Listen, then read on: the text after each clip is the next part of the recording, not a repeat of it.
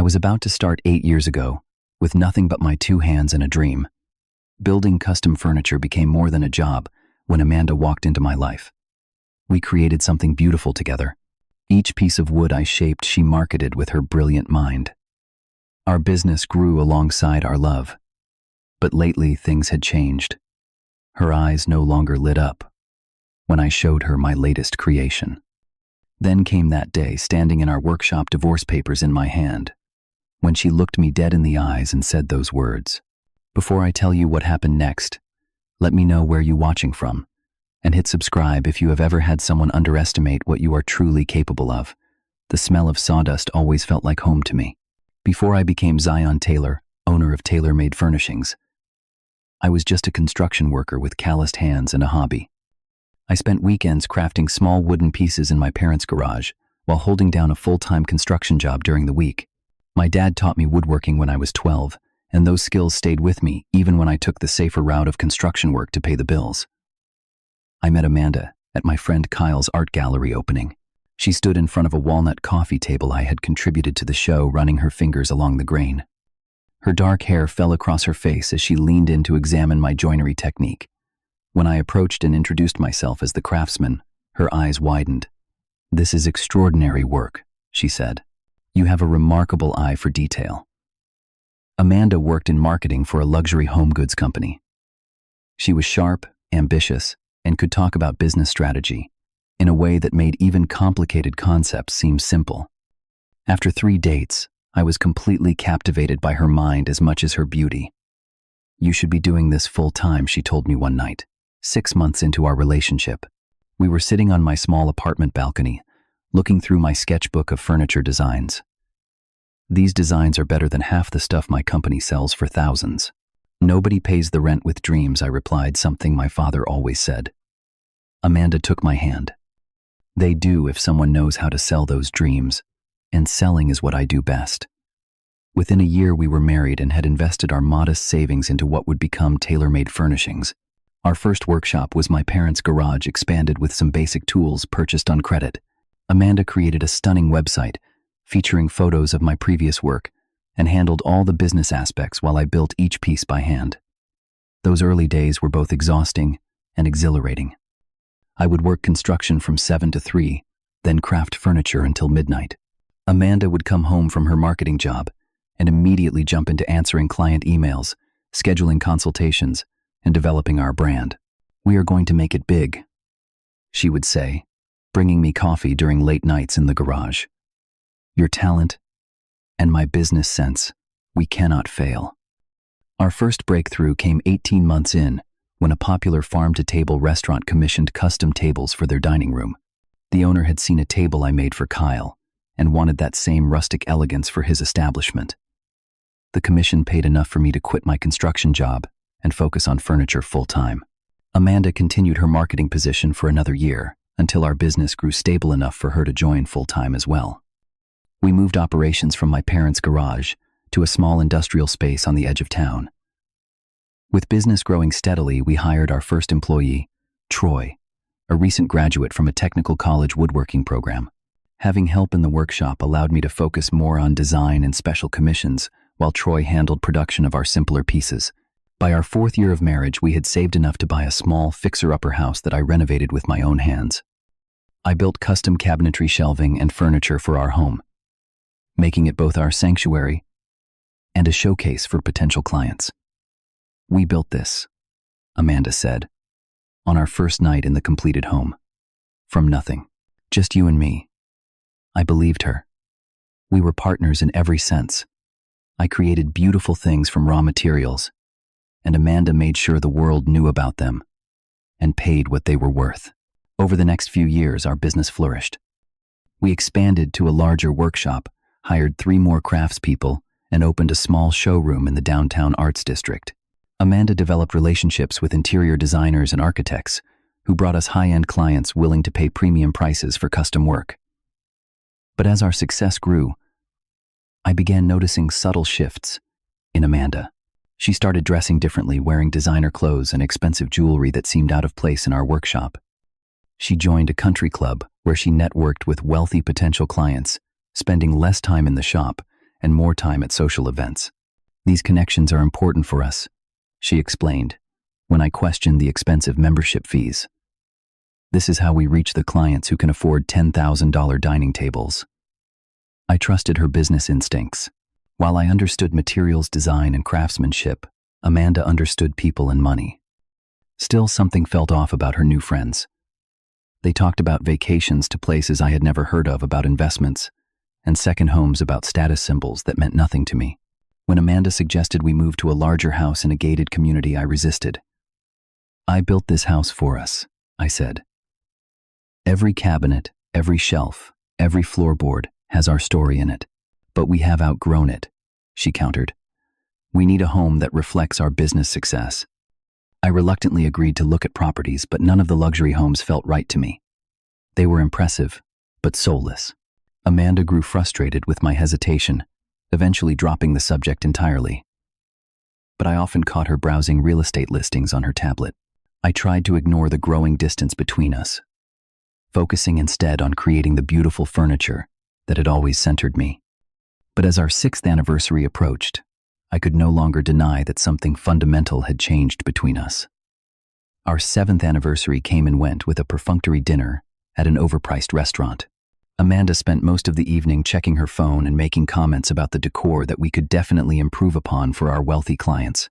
The warmth and partnership we once shared had cooled into something more like a business arrangement. Business itself was booming. Taylor Made Furnishings had been featured in 3 national design magazines. We had a 6-month waiting list for custom pieces, and our team had grown to include 7 skilled craftspeople. We had even launched a small line of ready-made pieces that sold through high-end furniture boutiques across the country.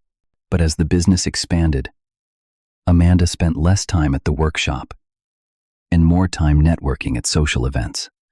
She joined boards of local arts organizations and charity committees, always positioning herself among the wealthy and influential. Her contributions to the actual running of our business decreased while her spending on personal items skyrocketed. "The business can afford it," she would say when I questioned a $5,000 handbag or a $10,000 vacation with her new friends. "I am investing in our image." Then Jesse Hamilton entered the picture. A wealthy real estate developer. New to the area, Jesse appeared at a charity gala Amanda had insisted we attend. Throughout the evening, I noticed how animated Amanda became when talking to him, laughing at his jokes and touching his arm. She introduced us briefly, but soon pulled him away to introduce him to some people he simply must meet. Over the following months, Jesse seemed to appear at every event Amanda attended. I was rarely present, as I preferred to spend evenings in the workshop, perfecting new designs, rather than making small talk with strangers. Amanda assured me that Jesse was interested in commissioning several pieces for a new luxury condo development. "This could be our biggest contract yet," she enthused. "Just think what we could do with that kind of exposure and revenue." I threw myself into creating concept designs for the project, working late into the night to perfect every detail. Meanwhile, Amanda attended meeting after meeting with Jesse, often returning home late, smelling of wine and wearing a distant expression. At the annual Chamber of Commerce Business Awards, where Taylor Made was being honored for craftsmanship, I experienced a public humiliation that signaled the beginning of the end. During my acceptance speech, I misspoke about one of our recent projects. Amanda interrupted me from her seat, loudly correcting me and adding, "What would he do without me, right, everyone? He makes pretty things, but I make the business work." The audience laughed uncomfortably, while heat rushed to my face. Later that night, I confronted her about the incident. "You made me look like an idiot," I said. "I was just fixing your mistake," she replied dismissively. "Besides, I am building connections we need. You should be thanking me." The next day, I discovered credit card statements showing charges I knew nothing about, including a weekend at a luxury resort on a date when Amanda had told me she was attending a marketing conference. When I called the resort to inquire about a receipt item, they informed me that Miss Taylor and Mr. Hamilton had enjoyed their stay and were welcome back anytime. My hands shook as I scrolled through Amanda's text messages while she showered that evening. There were dozens of exchanges with Jesse discussing new opportunities and next steps, along with comments about me that cut deep. He just does not get how business really works, and he would be nowhere without my business sense. I suggested marriage counseling. Amanda reluctantly attended one session, sitting silently with arms crossed, until she finally announced, "This is a waste of time. Nothing is wrong with me or the business. Zion is just insecure about my success." 2 weeks later, Amanda did not come home. My calls went straight to voicemail. At 3 in the morning, I received a text. "Staying with a friend. Need space to think. Do not contact me." I barely slept that night, my mind racing between confusion, anger, and heartache. The next morning, I drove to our workshop early, hoping that focusing on a challenging walnut dining table commission might clear my head. Instead, I walked into a nightmare. I pushed open the workshop door to find Amanda sitting at my design desk with 2 men in expensive suits, and Jessie Hamilton standing behind her hand, resting possessively on her shoulder. The cold look in her eyes told me everything before she even spoke. "Perfect timing," Amanda said, her voice devoid of the warmth that had once drawn me to her. "We were just discussing the future of Taylor Made." One of the suited men stepped forward, extending a folder. "Mr. Taylor, these are divorce papers. Miss Taylor has retained us to ensure an equitable division of assets, including the business you co-created." The room swayed around me. "Divorce, Amanda? What is happening here?"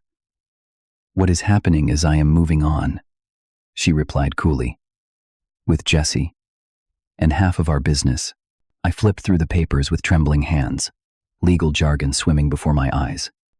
The documents revealed Amanda had been preparing this for months, consulting with attorneys documenting business activities and secretly transferring funds into separate accounts. Most devastating was the claim that Amanda owned all the business designs and client relationships. The papers described me as providing labor services only while crediting Amanda with all creative direction and intellectual property development. "This is not true," I said, my voice barely above a whisper. "I designed everything. I built everything with these hands." Amanda laughed, the sound brittle and unfamiliar. "You will never make it without me. You are just a carpenter. I made this business what it is. I brought in every important client. I created our brand. Without me, you would still be making cutting boards in your parents' garage." Jessie smirked behind her. "Amanda and I have big plans for a high-end furniture line. Your craftsmanship skills could still be useful if you are willing to be reasonable about all this." "Reasonable?" My voice cracked. "You are trying to steal my life's work, and you want me to be reasonable. We expect you to vacate the premises today," the second lawyer stated. "The court has granted Miss Taylor temporary business control pending final divorce proceedings." Within hours, I found myself locked out of my own workshop. Amanda had already changed the security codes and instructed staff not to speak with me. My business email was disabled, and our joint bank accounts frozen. I called clients only to discover Amanda had already contacted them, spinning a story about my personal problems affecting business operations. That night, I slept in my truck outside our workshop, watching the lights go out one by one. In the morning, I saw Amanda arrive with Jessie, both dressed impeccably, while I had not even brushed my teeth. Rumors spread quickly through our business community. Some believed Amanda's claims that I had become unstable and unreliable. Others seemed uncomfortable with the situation but unwilling to get involved. Vendors I had worked with for years suddenly could not return my calls. With nowhere else to turn, I swallowed my pride and called my brother Jackson. We had drifted apart over the years, partly due to Amanda's insistence that his working-class lifestyle did not align with our business image. Jackson lived 2 hours away and worked as a high school shop teacher. "Stay as long as you need," he said after I explained the situation. "The spare room is yours." Living in my brother's modest apartment was a stark contrast to the life I had built. I spent days in a fog, barely eating, hardly sleeping. Jackson would find me at 3 in the morning staring at old photos of the business in its early days when Amanda and I had shared a vision and a love I thought would last forever. The first divorce hearing was brutal. Amanda's attorneys painted me as merely the labor, while positioning her as the business genius behind Taylor Made's success. They produced emails where Amanda had given feedback on designs, suggesting this proved creative ownership. They emphasized her marketing background and business degree, contrasting it with my lack of formal education. The judge ordered a temporary division of business assets while the case proceeded. Amanda would retain control of the showroom and client relationships, while I could use the workshop 3 days a week for ongoing production needs under supervision. The first time I returned to my workshop as a visitor rather than an owner, I found many of my tools missing, and my design drawings removed from the walls. Troy, my first employee, whispered that Amanda had instructed the team to follow new standardized designs created by a consultant Jesse had brought in. That night in my brother's garage, I stared at my old hand tools I had brought with me, the ones my father had given me when I first learned woodworking. The smooth wooden handles were worn to the shape of my hands from years of use. I broke down, completely sobbing, until I had no tears left, wondering how everything I had built could slip through my fingers so easily. I have nothing left, I told Jackson when he found me there. She took everything. My brother put his hand on my shoulder. Not everything, Zion. She did not take your skill. She did not take who you are. But at that moment, I was not sure I knew who I was anymore. Jackson came home from school the next day with unexpected news. One of my former students is a paralegal now. She knows a lawyer who specializes in small business disputes. He wants to meet you. Jordan Michaels did not look like a typical attorney in his worn jeans and flannel shirt, but his reputation as a fierce advocate for craftspeople and artists was well established. He reviewed my case in his small office filled with local artwork. I have seen this before, he said. Your situation is difficult but not hopeless. We need to prove your creative contribution to the business. Jordan advised me to gather evidence of my design process. Together we went through old emails, photographs, and client testimonials. Most valuably, I found my original sketchbooks dating back to before I even met Amanda, filled with furniture designs remarkably similar to what Taylor Made eventually produced. This is gold, Jordan said, flipping through the pages of detailed drawings. This proves you were the creative force from the beginning. Meanwhile, several former employees contacted me after hearing about the situation. Troy, who had quit rather than work under the new management, offered sworn testimony about my creative process and Amanda's limited involvement in design. She would come in after I had built something and say, "Make the legs thinner," or "Use darker stain," then claim she designed it. Troy explained. Everyone in the shop knew the truth. A previous client, Sophia Ramirez, reached out with an unexpected offer. I have warehouse space sitting empty behind my restaurant. You can use it to build again. No charge until you get back on your feet. With borrowed tools and reclaimed materials, I built my first new piece since the separation. A simple but elegant console table. The familiar rhythm of working with wood calmed my racing thoughts. For the first time in months, I slept through the night. Reconnecting with old clients proved challenging. Many had been told by Amanda that I was unavailable due to personal issues. Others had been lured away by Jesse's promises of cutting-edge design and faster delivery times. Everything changed when Dante, a former apprentice, shared a video online of me at work in the warehouse shaping a complex joinery detail by hand. "This is true craftsmanship," his post read, the soul behind Taylor Made Furnishings. The video went viral within craft circles, eventually catching the attention of a popular design blog. Suddenly, people were reaching out asking how they could commission work directly from me. A community of artisans and makers began sharing my story, offering tools, materials, and encouragement. The turning point came when the prestigious American Craft Competition announced its annual event. Despite my reluctance, Jordan insisted I enter under a new brand name, Zion Authentic. I submitted a writing desk with complex inlay work that had taken weeks to perfect. The morning of the competition, I arrived early to set up my piece. Hours later, as judges made their rounds, I froze at the sight of Amanda entering the exhibition hall with Jesse and a team of people wheeling in a display featuring Taylor Made's newest collection. She had not seen me yet.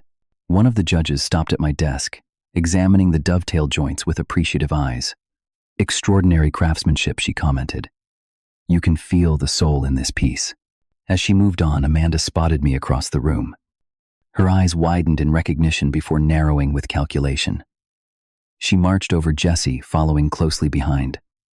"What do you think you are doing here?" she hissed. "You have no right to compete independently while our business case is pending." "This is my own work," I replied calmly. "Built with my own hands from my own designs." Jesse stepped forward. "We will have our attorneys contact the competition organizers. This is clearly tailor-made intellectual property." The confrontation drew attention from nearby exhibitors and judges. Amanda, sensing an audience, raised her voice. I designed the signature joinery techniques he is using. Those are my creative concepts. A competition judge who had overheard approached us. That is a serious accusation. Perhaps you could explain which elements you designed. Amanda pointed to the desk's distinctive inlay pattern. That marquetry design was my concept. I have documentation proving it. Troy, who had come to support me, stepped forward. That is not true. I watched Zion develop that technique 3 years ago. Amanda never stepped foot in the workshop during its creation. Other craftspeople joined in, several having worked with me over the years. One produced photos on his phone of an early prototype I had developed in a workshop class he had attended with me. The judge looked between Amanda and me. Miss Taylor, do you have your documentation with you? Amanda's confident expression faltered. Not here, but my attorneys can provide it. I would be interested to see it, the judge replied, because I recognized Mr. Taylor's hand techniques immediately. They are quite distinctive. Amanda retreated, pulling Jessie away and whispering urgently. Later that day, my writing desk received the Excellence in Craftsmanship Award. When a reporter asked about the earlier confrontation, I simply said, sometimes creation and ownership get confused when business relationships end. The judge who had intervened turned out to be an influential gallery owner. She asked if I had photographs of other work. After reviewing my portfolio on my phone, she offered me a spot in her upcoming exhibition of American craftspeople. Word of the confrontation and my award spread through the design community, eventually reaching the judge overseeing our divorce case.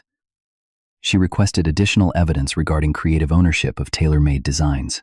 In the following weeks, Jordan built a compelling case documenting my creative role in the business. We gathered testimonials from clients, employees, and industry experts. Most damaging to Amanda's claims were my original sketchbooks, showing design concepts dating back years with elements that became tailor-made signatures. The final divorce proceedings took place 9 months after Amanda had served me papers. The courtroom felt too small and too large simultaneously, as we sat on opposite sides, avoiding eye contact. During cross-examination, Amanda's story began unraveling.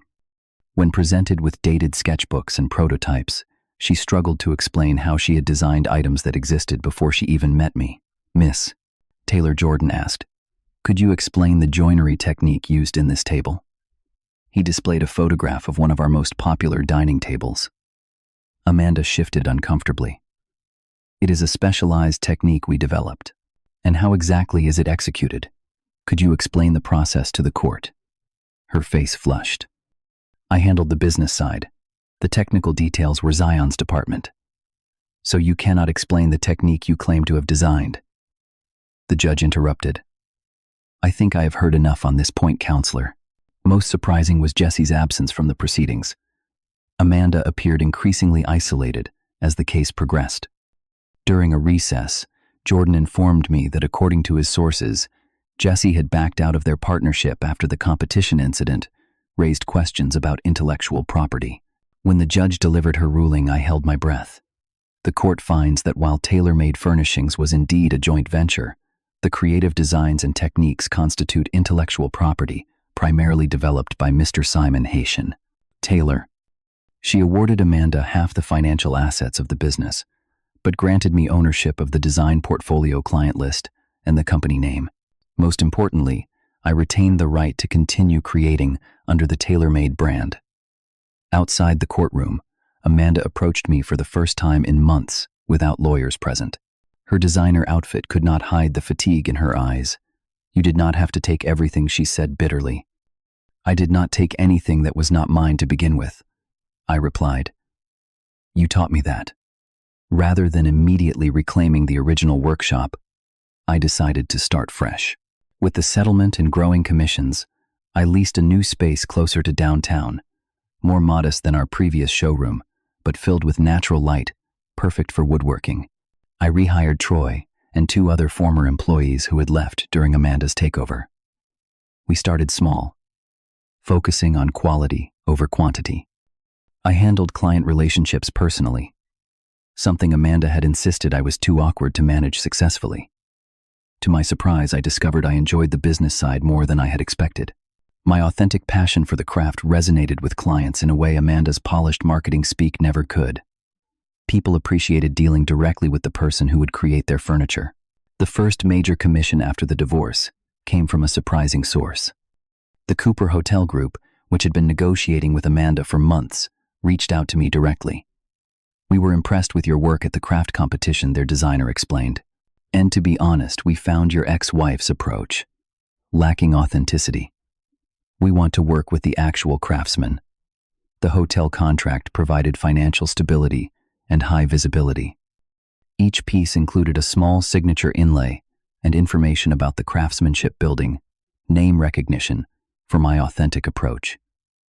6 months after the divorce was finalized, I received an email from Amanda. Her new venture with a different furniture company was struggling. The message began with pleasantries.